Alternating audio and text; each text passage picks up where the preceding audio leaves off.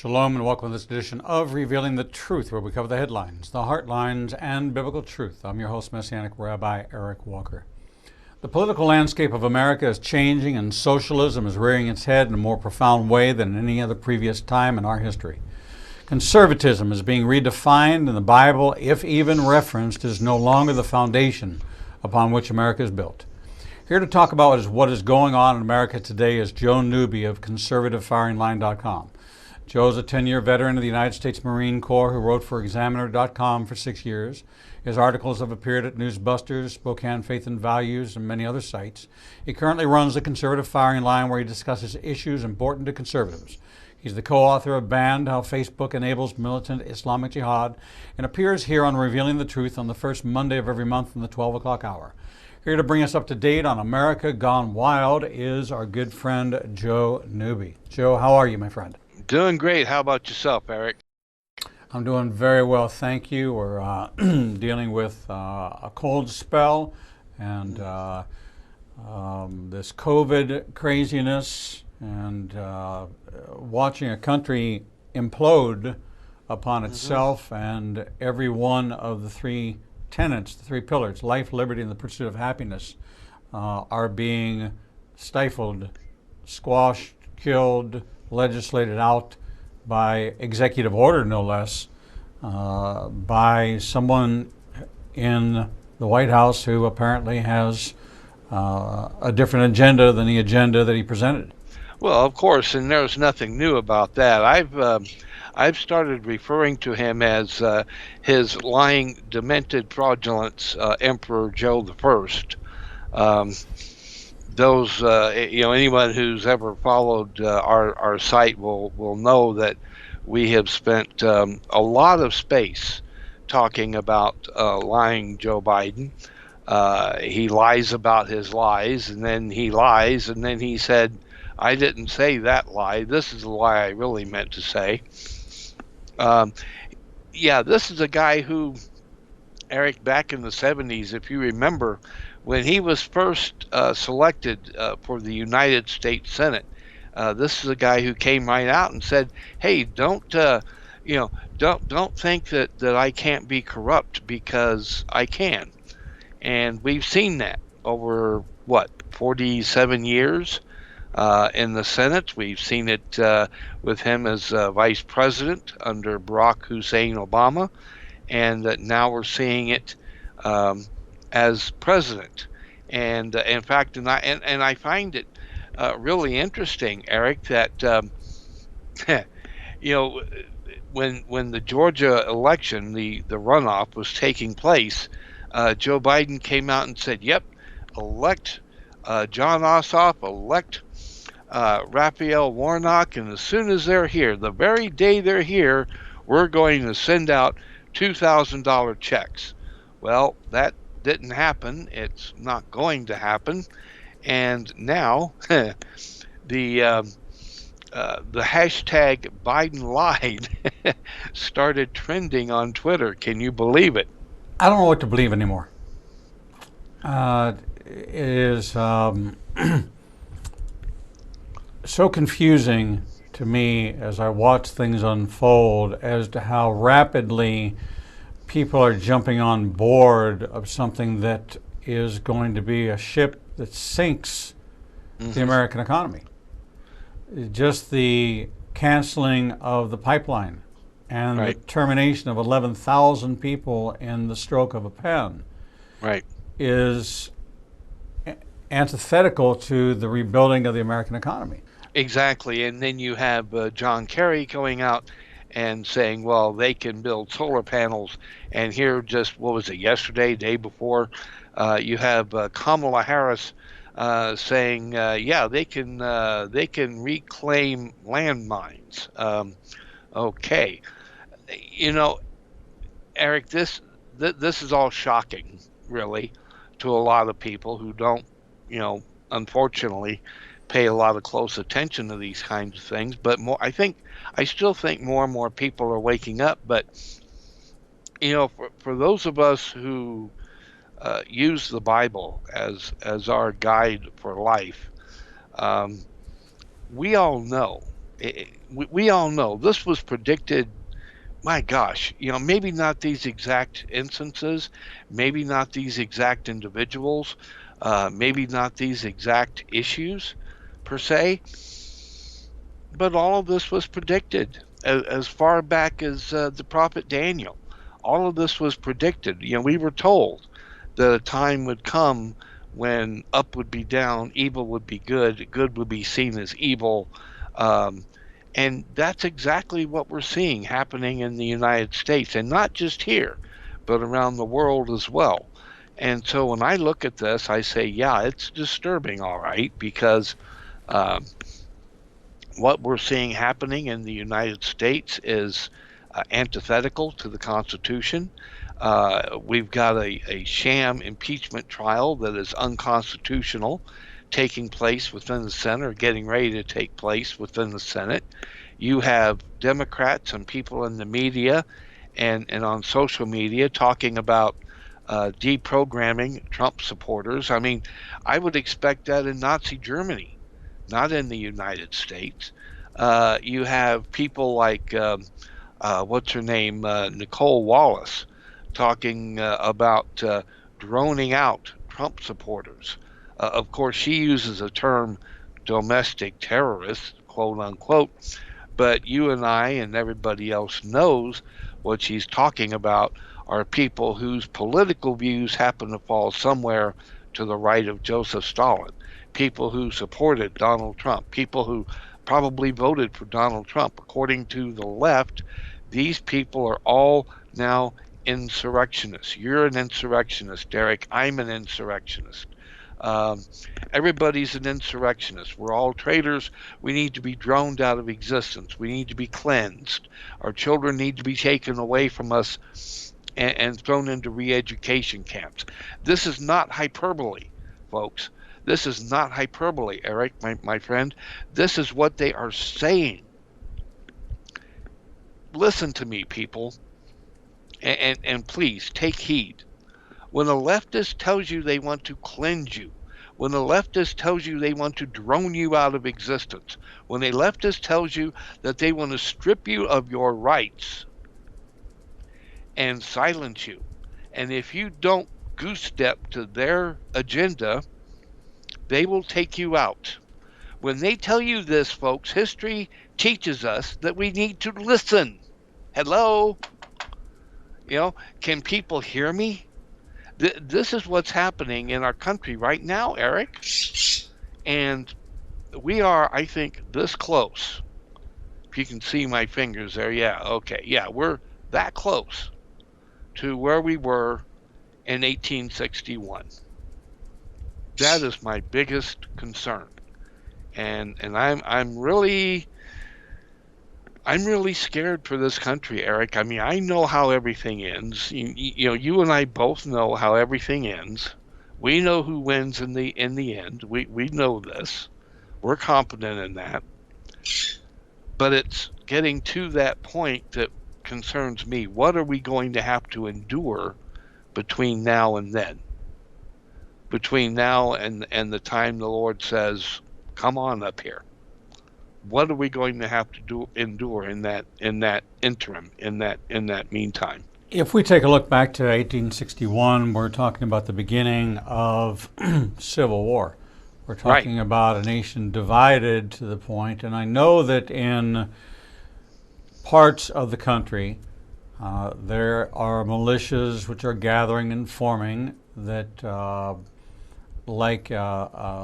almost like I would expect that Sturgis this year would be a gathering of a political strategy meeting, a movement of those mobilized bikers who have been carrying the banner of patriotism for a long time, that have the wherewithal and the ability and the support to form and to gather and to make statements. And this is in no way supporting or trying to incite nor trying to encourage, but to call it like we see it.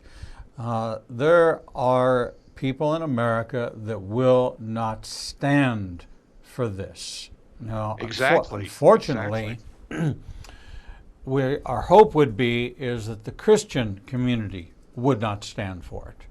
And there are enough of us that we would not stand for it and that our voices would be heard. But those are the very voices that they're now saying that if you preach sin, that is hate speak, because when you preach sin, you have people in categories who are now protected categories. And so now you are committing a crime when you talk about sin. If you don't specifically exclude these particular aberrations or these particular proclivities or these particular lifestyle choices, unless you eliminate those from your sin narrative, then you are a misogynist, you're a homophobe, you're a bigot, you're a racist, you're all these things, and we're going to enact legislation that says that we can come after you, even in the pulpit,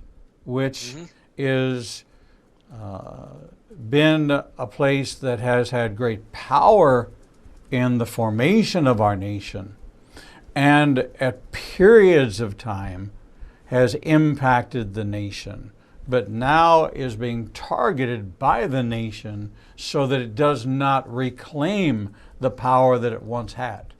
And COVID-19 is one of the vessels and vehicles they're using to keep us from gathering.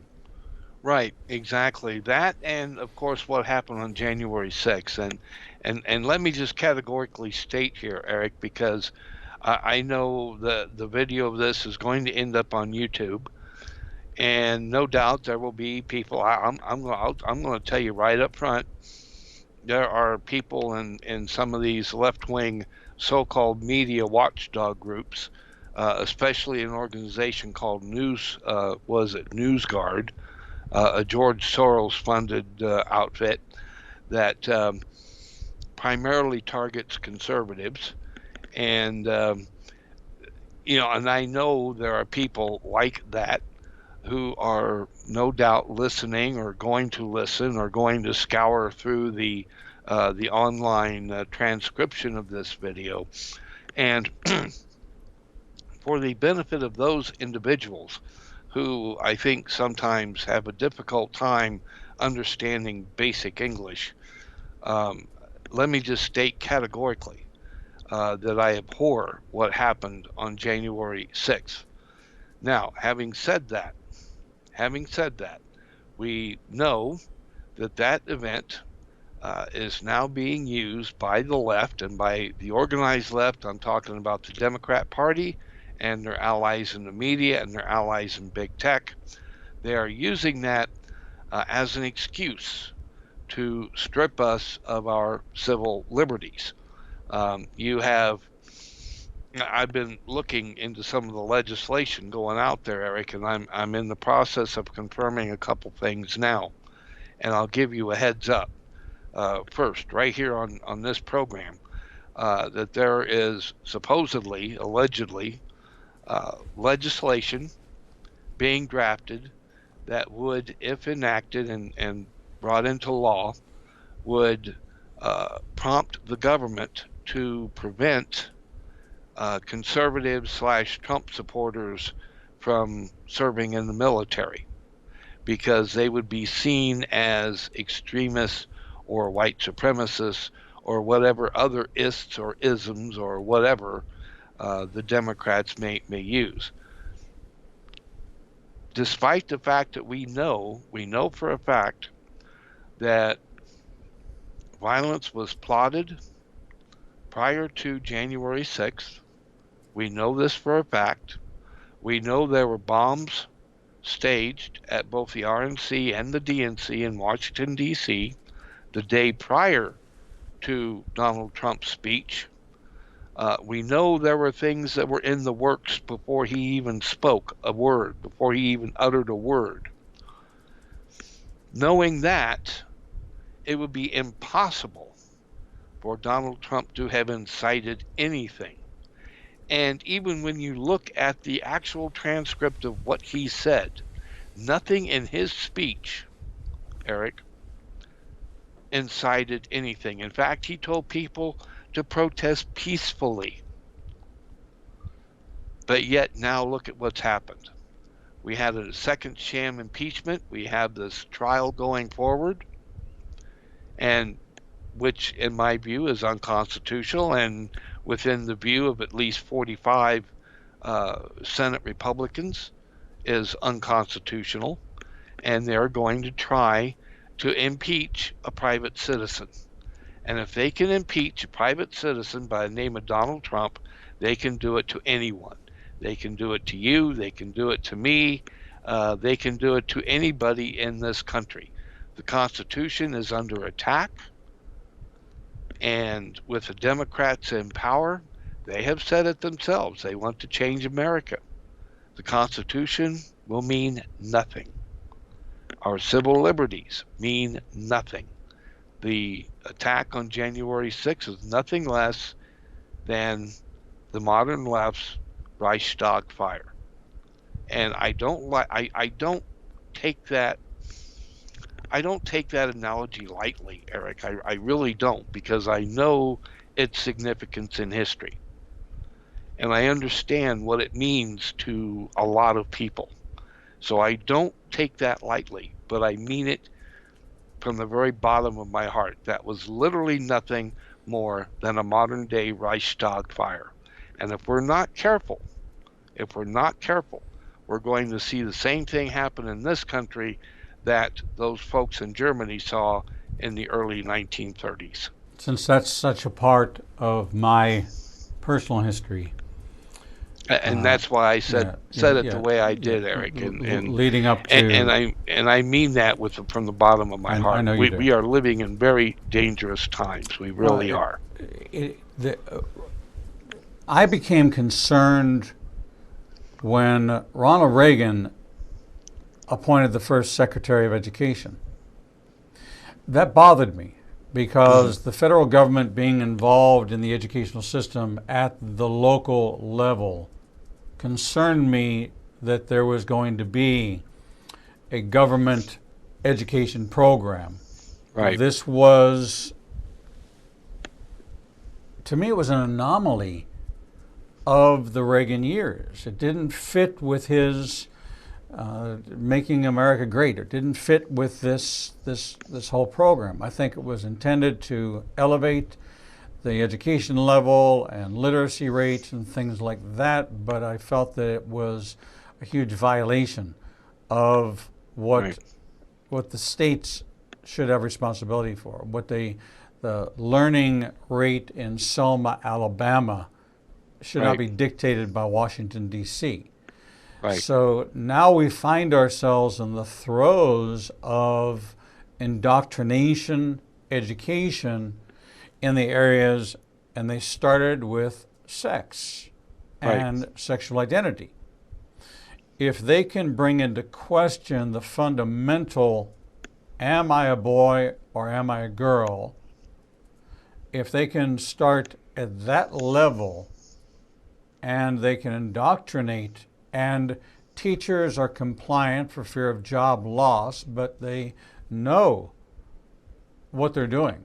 They're aware of it, that either there has to be a resistance to it and the state boards of education or the county or city board of education has to reject it and take back some of their power, or we will become like the Hitler Youth. And we will be pumping out of our schools those people who are in lockstep with a government stand on a particular issue. And this is, it is something that deeply concerns me.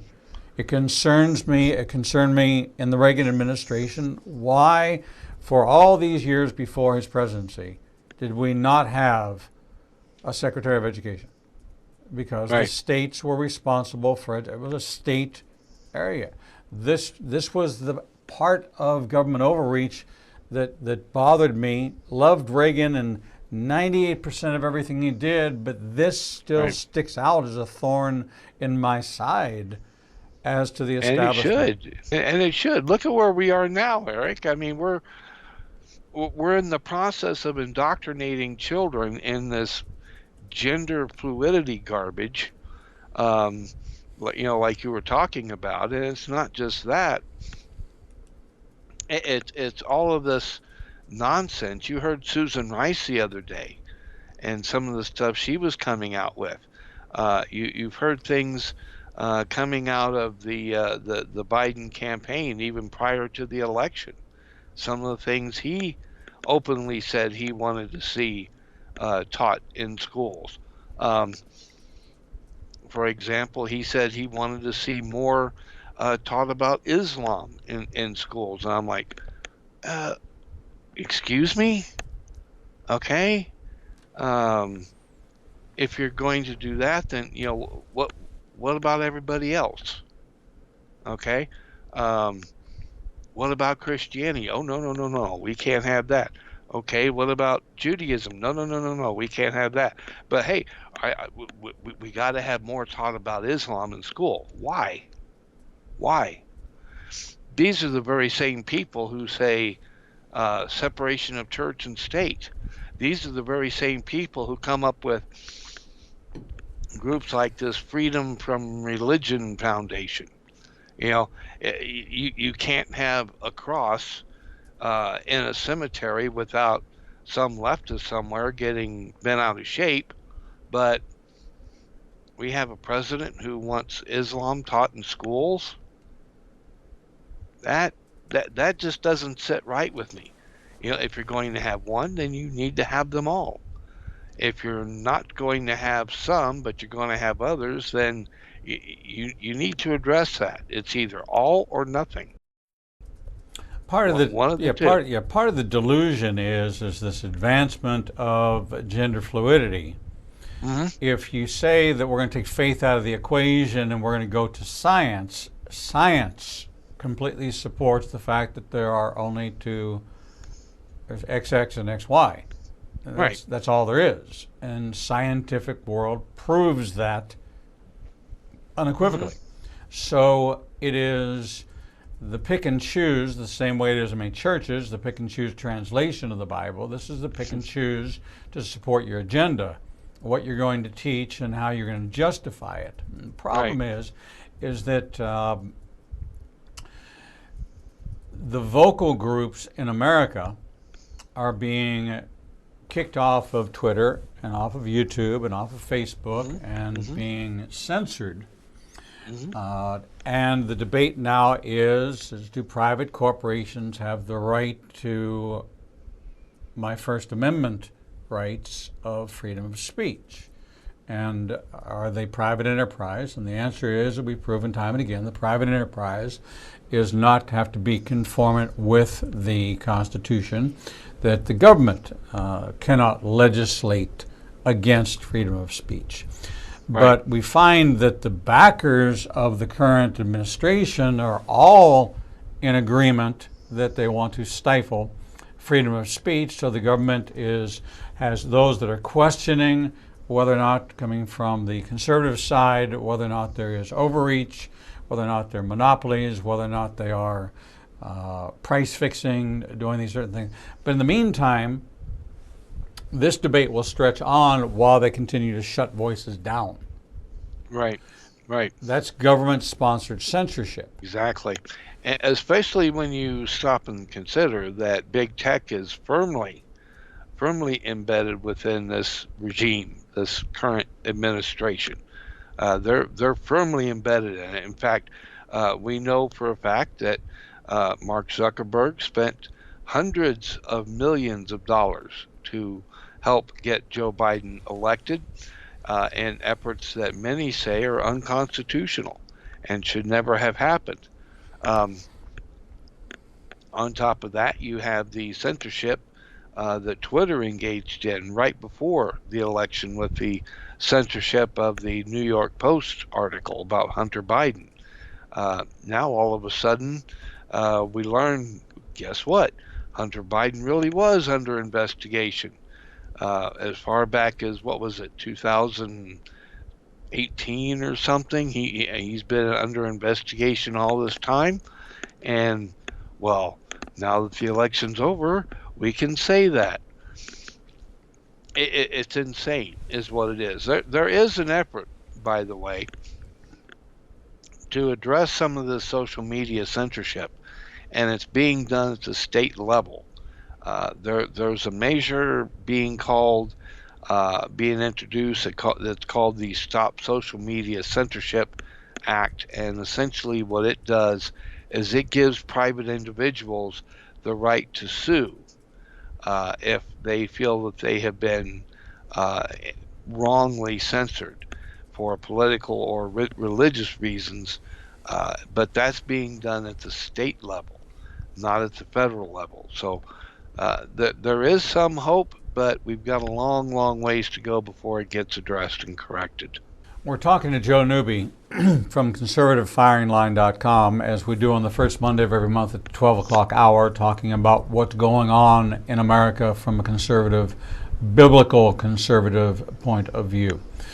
Lots of things that are stress points for the conservative in America, facing a fast advancing, snowballing liberal agenda that is being enacted through executive order that seems to have no end. And in the first week in office, I think he set the record for the most executive orders by a sitting president in office. And so we see that this is not going to be subject to the same criticism that Donald Trump was subjected to in regards to his executive orders. This double standard is now far-reaching, and I believe that it's being done because it's pretty clear internally that their majority rule is going to end in the mid-year election cycle. And they don't have 4 years, they have less than 2 to put into place enough that cannot be undone, regardless of who's sitting in the majority at the midterms. And we have to watch them closely. There are a number of organizations that are watching them closely and reporting on it, but there still are people winding up dead who are trying to expose. And the list is longer and longer of people connected with exposing what's been going on in Washington, winding up deceased. And there's a pattern there. And it's one that says that there is corruption at every level of government, and that truly no one can be trusted, even the ones you would like to trust. It has to be even more than trust, but verify. It has to be question every single thing that goes on, and then determine what it is that we can and should be doing about it, because it seems like it's picked up so much steam that, look, through the antics of the House, the Senate's virtually shut down from doing the business of the country to deal with a ridiculous charge that by law they have to hear and they have to try, regardless of a foregone conclusion that it will not stand. It distracts from COVID relief, from economic relief. Businesses are going under while they're playing politics in Washington. It should not be so. We're going to take a short break, and when we come back, we're going to continue our discussion with Joe Newby of conservativefiringline.com. We're going to take a short break, and we'll be right back.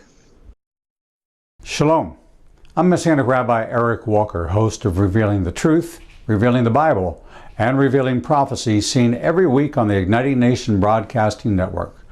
Our daily on-demand programming is available on our Apple and Android apps and on Roku, Apple TV, Amazon Fire, and Android TV. We broadcast live Monday through Friday through our apps, on our website, ignitingnation.com, and on Facebook Live. You can listen daily on our audio platforms on Spotify, iTunes, TuneIn, and iHeart.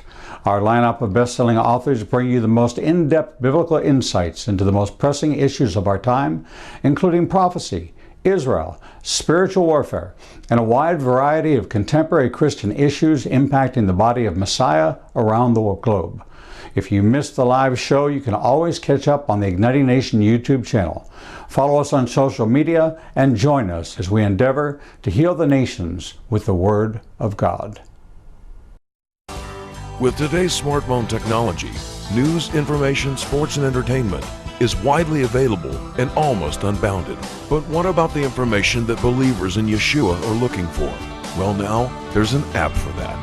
Igniting a Nation now has apps available for Android and iPhone.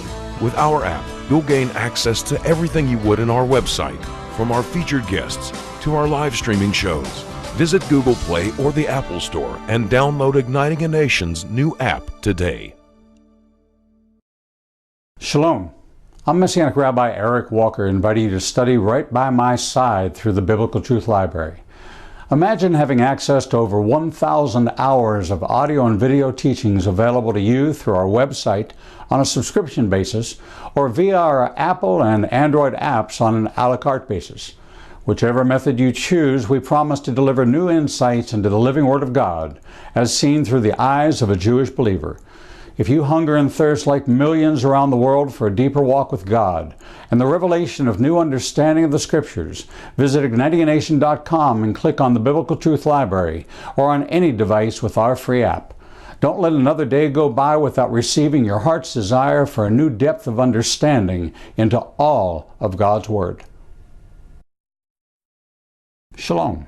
I'm Messianic Rabbi Eric Walker, inviting you to join me and my special featured guests twice per month with Rabbi Zev Parat and Carl Gallups, and monthly with Dr. Michael Heiser, Dr. Michael Lake, Dr. Timothy Jennings, Dr. Mark Baker, Dr. Jeffrey Johnson, Drs. Michelle and Mark Sherwood, Dr. Kim Moss, Derek Gilbert, Peter Rosenberger, Brandon Gallups, Steve Fair, Stephen Black, for in-depth insights into Israel, prophecy, the unseen realm, the brain, spiritual warfare, overcoming shame, mysteries of the Bible, prophetic insights, the sensational and the supernatural, caregiving, addiction recovery, understanding the divided heart, same-sex attraction, and much more.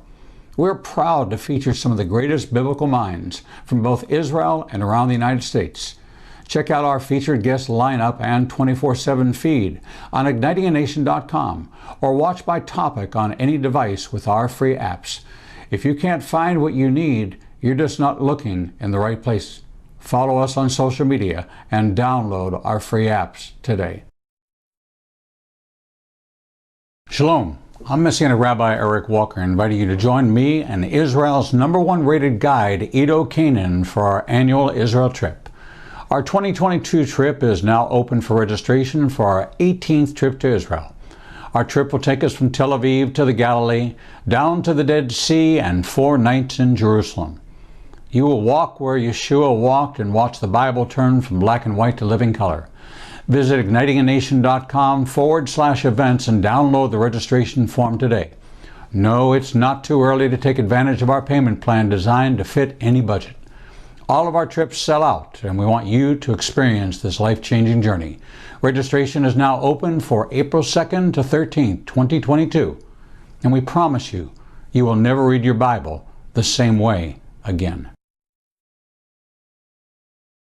Shalom, and welcome back to this edition of Revealing the Truth, where we cover the headlines, the heart lines, and biblical truth. I'm your host, Messianic Rabbi Eric Walker, and as we do on the first Monday of each month at the 12 o'clock hour, we have Joe Newby on from conservativefiringline.com to talk about what's going on from a conservative perspective in America that aligns, or as it's been lately, doesn't align with Scripture.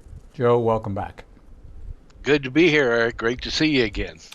Joe, how effective and long-lasting can the antics of a Nancy Pelosi and a Chuck Schumer, how far down the path can they take us? Wow. That's a pretty loaded question, I think. Um, Pretty far, I'll put it that way. Um, right now, they're working on a bill, a piece of legislation. They tried to push it back in 2018, I think, 2019, HR 1. And this is a one of Nancy Pelosi's favorite bills.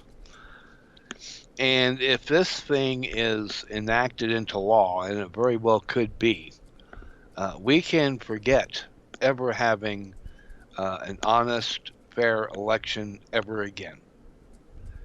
Um, if this thing passes into law, it's going to be scary. What we saw in 2020 will become the norm. And it's even worse than anyone can imagine, because it talks about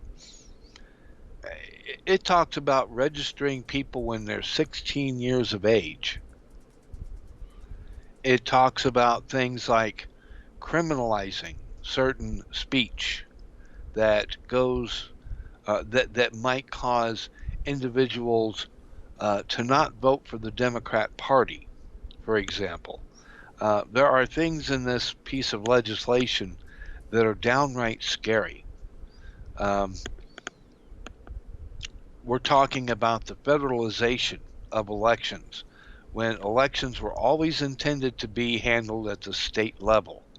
You know, that's the one thing the Constitution said, is that the election of a president is to be legislated by the states. That means the legislature in Boise, the legislature in Austin, whatever state capital, those legislatures are the ones who set the rules for the elections in their states. But if this measure goes through, we can forget that. It's going to be mail-in balloting. It's going to be fraudulent. It's going to be just what we saw in 2020, only it will be codified into law. Joe, will this be done as an amendment to the Constitution, which requires 75% of the Senate to ratify? So this would technically ratify the Constitution. It would not be added to the Constitution. It is a separate law, but it would be put into the Federal Registry and made law. This is how elections would be handled from this point forward, once it's signed into law. So then we could expect then the Supreme Court challenges to whether or not it's constitutional to modify, to enact a law which is the Constitution unconstitutional. already speaks to it. Right. Just like Sheila Jackson Lee has put forward a measure that will require the federal licensing, not state, federal licensing of firearms and ammunition. And on top of that would require a psychological evaluation to be performed before anyone can purchase a firearm or ammunition. And on top of that would create a federal registry, a federal database of all guns, all firearms, and who owns them. Goodbye Second Amendment. We're already seeing goodbye First Amendment, goodbye Second Amendment, goodbye basically all of the freedoms that make this country what it is right now will be gone if this group of Democrats have their way within the next 2 years. So to answer your question, Eric, we are looking quite possibly at the very end of the United States as we know it, as a free sovereign republic. That's how bad things are getting. I mean, we'll still be called the United States. There will probably still be a constitution, but the Constitution would be rendered academic, because his fraudulency will do whatever he wants to do through executive order, and the Democrats and their propaganda machine at CNN and MSNBC will do everything that they can to make sure that you do not engage, you and I and everybody else, none of us, engage in double plus ungood wrong think, to paraphrase George Orwell. This is how bad things are getting. I hate to say it. A few years ago, we could have laughed about it, but we're seeing it happen right in front of our eyes. My concern, you mentioned it earlier, talking about the midterms in 2022. I hope that we can set things right in 2022. But with the things coming down the pike and with what's happened in 2020, I'm not all that confident that it'll happen. I'm really not. It's so disconcerting that, and quite honestly, I feel that all this could have been avoided had Donald Trump taken the counsel that was given to him to just stop talking about election being rigged and get to policy discussions, that he actually would have been reelected. But he was great at working people up about non-issues, but there wasn't enough in the platform to get him reelected. He truly could, I really believe he could have been reelected had he changed the tone and tenor of his presentation and talked straightforward about COVID and COVID relief and economic stimulation and the military and all the things that got him into office, and could have had 4 more years to really drain the swamp, but was so laser focused on rigged elections and rigged investigations and could not get off of trying to do that. As a matter of fact, some of the discussion came out of the termination of his impeachment attorneys, that they refused to bring up in the impeachment hearings the rigged election. Right, because that's actually academic. It's a moot point. It's irrelevant to the charges at hand. And I think the attorneys are right about that. And I think you make a very valid point. I think there was too much discussion about that. He, like you said, he probably should have spent much more time talking about his policies, giving people a reason to vote for him. And I think he very well could have done it. I mean, Joe Biden gave Donald Trump so many opens that he could have taken. Things he said this year when he said the exact opposite just a few months prior. Right. For example, fracking. That's a perfect example. Fracking. Things Joe Biden has done throughout his entire career, his lying, his plagiarism, his corruption, saying one thing and then turning around and doing the exact opposite. He has done that his entire career in politics. I mean, he had to give up one of his presidential campaigns because he got caught plagiarizing. What was that guy that he plagiarized, Neil Kinnock?